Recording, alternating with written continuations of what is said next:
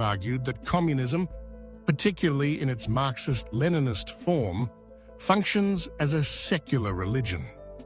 This claim is not about belief in a deity, but rather about communism fulfilling many of the same psychological and social roles traditionally occupied by religion. One of the most prominent voices in this discussion was historian and philosopher Leszek Kołakowski, who described Marxism as the greatest fantasy of the 20th century.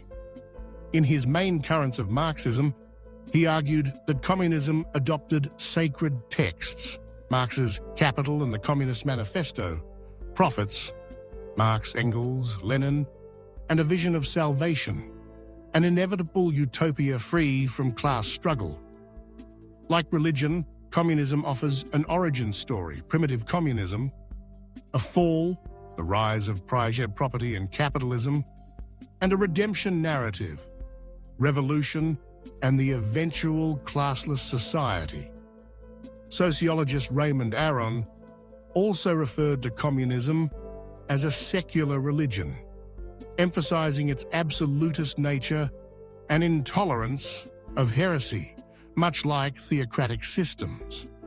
Political theorist Eric Voegelin used the term political religion to describe totalitarian ideologies like communism and Nazism, arguing that they attempt to immanentize the eschaton, that is, bring about a kind of heaven on earth through state control and social engineering.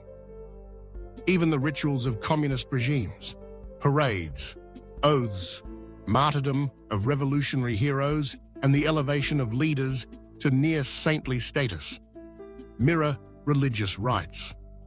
The Soviet Union's treatment of Lenin's embalmed body, placed on display like a relic, exemplifies this quasi-religious reverence.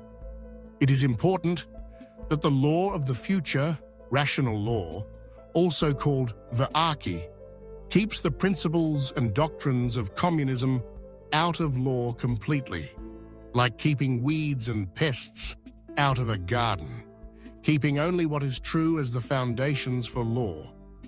In short, while communism denies the supernatural, it replicates many religious structures and behaviors.